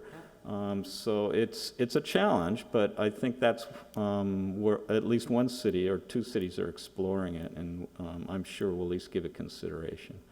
So with that, I'd be happy to listen to how you think it went tonight and what we can do better in the future, whether the entire thing, whether this setup here and wearing a face mask or the public comment going forward. So enough of me. What do you guys think? Go ahead, Tom. I'll offer my opinion. I think this actually worked pretty well. We could hear the participants on the phone, I think, pretty well. They could seem like they could hear us. The masks seem unnecessary, but I think we're all kind of comfortable that this is kind of the norm right now. If we, excuse me, if we don't have our next meeting for another month, like you said, Jeff, in your intro, things are constantly changing. It could be that in a month from now, we actually do have some audience members in the chambers here, maybe limited, and they can participate wearing a mask and some other protocols. I just think this changes, like you said, almost every day, and so the protocols 30 days out could be much different than they are tonight, so we might not have to tackle it quite like tonight. That's just my take. But if we do, I think right now this seems to work. Obviously, we don't want this to be the norm for forever, but I think right now this is pretty decent. So, I'd just like to add that I have to normally get ready for the meeting. Normally, I use all day Monday. I read the material on Sunday. Monday, I finish reading the material. I go out and visit the sites. I noticed that today I spent most of the morning kind of dreading the fact that when noon came, I was going to get a big, huge bundle of reading to do, or shortly after noon, of or public comments on this material. I certainly wouldn't want it to come to me on the internet and expect me to read it anything later than about 12 o'clock. To have public comments come in afterwards and be presented at the meeting like it was this evening, I think is probably fine, but I wouldn't want to be charged with having to read public comments that don't reach my email until 3 or 4 o'clock in the afternoon, because I couldn't guarantee that I would actually see those before I came to the meeting. Vice Chair Goodkind? Oh, sorry. If I could just, Vice Chair, if I could just respond quickly to Commissioner Busk. That's why we have a 12 noon rule and others don't. Somebody said to me, well, a couple of emails, come on, how bad can it be? We get projects that generate a lot more than a couple emails, and the idea of having those all come in at the last minute just doesn't seem fair to anybody. And that's what I was anticipating with the service station this evening. Sorry, Vice Chair, did you want to? Okay, thank you. Well, I just want to say, first of all, thank you so much to Mr. Hunt for making it available to call in. With that said, I can tell you from the perspective of somebody who participated on this end that the audio is a bit difficult when you're on the phone. So it's where I can imagine a scenario where if the public were making comments by this method, it might get cumbersome for them because it is hard to make out some of the audio on your end. But that being said, anything we can do to optimize public input and public participation, I think that is the highest priority. And I look forward to seeing you guys in a month. I will definitely be there. I don't think I want to do this again. So thank you again, Jeff. Thanks, Jeff. And I'll say, I mean, Jeff and I spoke briefly about the process at the end of last week, just in preparation here, and it credits all to the staff for making this possible. And I would just echo the vice chair's comments that, you know, the priority really should be the public access. That's what this body's for. We spend a lot of our time on this body receiving public comment. And so I just want to make sure we don't lose that as part of this. I'm glad to hear that you're talking to other cities. I think, you know, best practices is probably the best way that we're going to find what works and what doesn't. I guess I don't quite understand the rationale for the 1 minute versus 3 minutes like we normally do kind of thing. I mean, this is an extraordinarily abbreviated public comment portion for all of these, even, you know, despite the quantity of the comments that came in, just because the time is limited so much. And I would love to hear maybe, Jeff, your take on that, but I'll just get through my other ones if you want to. I mentioned to Jeff that also it might be helpful to reply to any comments that have come in when staff would automatically reply essentially to folks and say, please note that your comment will not be read in the record unless you explicitly ask for it to be, and that only X amount of time of your comment will be read into the record. That way when people are submitting stuff to staff, they actually know that that's only going to staff or essentially to us and not really being read into the record for the public who are participating online. Because this is another part of this is not just public comment for us, right? The public comment's for the entire populace. So we need to keep in mind that folks aren't getting everything we're getting if we can make more of that. And just, you know, I think if we can emphasize the voicemail option too, that gives people the ability to then still be very similar to being here almost and being able to give their voice. And since we didn't get any, it makes me wonder if people knew that was an opportunity. And then just obviously, you know, we're missing next month because we don't have any items that sound like on May 4th, which is great. I think, you know, while we want to keep the business going, you know, while we're limited in public participation, we should probably limit the projects that we see, you know, be judicious about that and whether there is the time sensitive nature of that and things like to that regard. Yeah, please. This might be a moot point, though, as far as next month. I mean, but for the council, you know, they're still moving forward with all this. I think the idea of having 12 noon as a cutoff to be able to receive emails for us or for council would be probably the way to go. Because again, I think I agree with you. You're not going to check your email right before you come to a meeting, nor do you want it cumbersome to staff and everything. So I think there's got to be a cutoff. If everyone's told the cutoff, I think that's reasonable. I do like didn't really like the idea of the 500 word rule or whatever that was today, because this one person that submitted a kind of a lengthy letter, some of the points weren't even addressed that were kind of vital, I thought, to their argument. So I think that you should just limit their whatever it is that they want to be read at the you know, in front of us to 3 minutes, and so they would have to rewrite their presentation to a 3-minute piece that can be read. But I think 3 minutes, I mean, especially for city council, I think 3 minutes should be allowed. I think some cities are doing 3 minutes, so I think that's what it is, unless it's a huge item that maybe you go to 2 minutes if it's going to be like a North River Farms, something like that. But that'd be my. Yeah, I agree with that. I thought that 50-word limit was kind of arbitrary. Yeah, it was hard. I thought it was. Yeah. I agree with that. Any other thoughts there, Jeff? From us? What do you think about the minute limit on that? Yeah.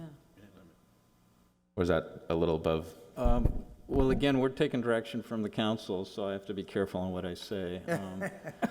My research indicated that no one else had a 50-word limit. Some of them had a limit, some of them was more time, and some of them were talking about translating time into words so that somebody wouldn't have to read their letter in front of a mirror with a timer next to them. You could just say, well, an average is 250 words is an average, and yeah, somebody Yeah, may be that's good. quicker or longer, but 250 is a good average. So That's a good idea. we'll kick that one around. Yeah, word count's good. That's a good. All of this was in the San Diego Union article today. Did everybody see that? Yeah. That's good. Well, thankfully, they got it reported before they could get on us about it, so, no. Any other thoughts? I will say that the North County directors that I talked with last Friday, all the cities were going forward with planning commission meetings. To be fair, there have been some people who say that during COVID, we shouldn't be holding these meetings. But all the cities in North County that were on that conference call are all going forward with planning commission meetings. And I guess I'll just have one more thought. If for some reason we were to want to do conference call, I have relatively a lot of experience on that at this point, running them for work and things. And I think, depending on the software, we'd have the ability to mute everybody forcefully so they couldn't unmute themselves. And only the hosts, us being in control, would be able to unmute them. And then, of course, people just submit when they want to speak, like we would when we had our beautiful system that we got to use once. Anything else on this one? Well, I think we're all doing the public's good work here, so I applaud everybody taking part. And then with that, we can move on to any reports that we have. I mean, it's been a while since we've seen each other, so I could go on and on. But just know that, at least from the perspective of somebody who's working in the federal government, there's a lot of folks working still to serve y'all. And if you know anybody that's struggling or has problems with federal agency, let them reach out to our office. And the city of Oceanside has an economic recovery task force that's already meeting to try to be able to bring back our economy from some of this. So just to say that the wheels of government still turn, and I think that's an important part of what we serve here as well. Vice Chair Goodkind, do you have any report? Yes, I do have a few things that I would like to say. This is Robin Goodkind. I'm the Vice Chair of the Planning Commission, and I just want to acknowledge the outstanding work that's being done to keep our town running smoothly during this pandemic. So there's just a few people I'd like to thank. City Manager Deanna Lorson, in her leadership role, makes tough decisions every day. She's on call 24/7. She's doing an amazing job. OPD works around the clock to keep us safe and enforce all these rapidly changing regulations. The fire department continues their trusted job and is essential to all of us. Our city employees, literally keeping the water running, the streets repaired, and the lights on. They're on the front lines working to keep our lives functioning. In association with Green Oceanside, the team at the Oceanside Kitchen Collaborative is providing hundreds of wholesome meals every day to seniors, homeless, and other needy members of the community. And although Tri-City Medical is not associated with the city, they've been working with limited supplies and should also be acknowledged. The Oceanside Unified School District staff, board members, and teachers provide guidance and free meals to kids and others in need, and I've just been blown away by their response team.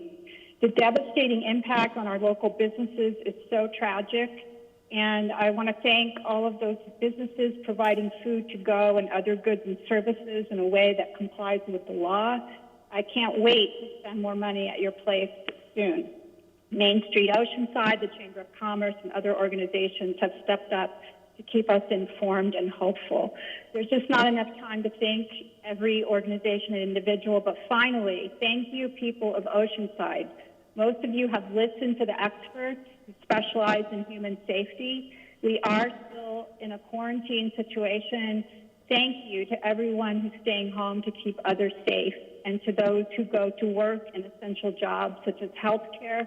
Thank you for all of your sacrifices. Again, I'm Robin Goodkind, and I want you to know that my peer volunteers on the Planning Commission and I are doing the best we can do now and always. Thank you. Thank you, guys. Thank you. Vice Chair Balma? Wow, are you sorry, ready I for didn't, office or anything we didn't know about? That was a beautiful speech. I love it. Thank you. I mean, we can't really say anything more to what you said. You offered everything up on that one, Robin. That was very nice of you to call everybody out. But I just want to give just a personal message to all of you guys right here, because I just missed you guys all so much. I'm glad we're here. I'm glad we all came. I'm glad you guys made this happen. I'm glad that we're here serving Oceanside, and I wouldn't do anything else but this. So thank you. Commissioner Busk. I have nothing to add. Commissioner Rosales. How do you follow that? No, I've missed you guys too. Work is weird too. It's the same thing where there's hardly anybody there. I went in today for a few hours, and it's odd. I think we all are missing our normal connections, and I think it's an understatement to say we're all looking forward to getting back to having those normal connections again. So when that happens. I just want to hug again. Commissioner Morrissey. No report. Thank you. Commissioner Custer. I don't have a report either, but it is good to be out and see people. Jeff, did you have anything else for us? Quickly go over your upcoming agendas. Again, May 4th is canceled. May 18th, you have those CAP ordinances, climate action plan ordinances. We also have Left Coast Cannabis Manufacturing, their CUP. We have a draft proposal for time extension zoning amendment. This would change the existing process that's in our code to regarding time extensions. In conjunction with that, as COVID happened, we anticipate needing time extensions due to COVID, so we'll be proposing a blanket 1-year time extension. So those are separate items, but they both affect time extensions. You'll have your CIP annual review for general plan conformity, and then we'll put on the agenda your your appointment of the Downtown Advisory Committee representative. On June 8th, you have the Matlack variance at this time, and then June 22nd, the Inns at Buena Vista. That's the 3 hotels in the parking structure near the Jefferson on-ramp. Council, going backwards, March 11th, the Sandpiper Villas zoning amendment for the residential senior care facility. That was approved. We also got direction to come back with a police staffing metric. We may work with our consultant who's working with us on our community facilities element as part of the general plan update to address that. Let's see, March 25th, we brought the annual progress report that we have to present to HCD, and that was approved on consent. There was no planning items on April 8th, and April 22nd, there's no planning items. May 6th, the MedLeaf cannabis dispensary that this body reviewed and recommended approval on, that is scheduled for council review. May 20th is Alta Oceanside, a mixed-use project at the where the Gentlemen's Club is on Coast Highway, next to the hotels, and also the ADU ordinance that you reviewed tonight. June 3rd is the Sunsets Mixed-Use Project at Horn and Pierview, and also the time extension zoning ordinance and blanket ordinance that I just described. June 17th, the climate action ordinances that I described earlier will go to the council, along with an inclusionary housing ordinance revision, and also a down payment assistance program to help purchasers of housing with their down payment. And then finally, the adult cannabis cultivation ordinance, which would allow not just medical cannabis be cultivated, but adult cannabis as well. Finally, the general plan update. We are continuing to work on that. We're doing background studies as normal. We're also working on the public participation program. We anticipate trying to do that digitally initially, and then do workshops afterwards once the COVID situation allows for that. We also almost have our website live. And then finally, you folks have probably gotten some emails or suggestions that our plan to put high-density housing along our corridors shouldn't be pursued any further because of the COVID and the high-density outbreaks. We will be prepared to answer that with facts, and I'll leave it at that. All right. See nothing else? It was great to see you all. Have a good night. We're adjourned.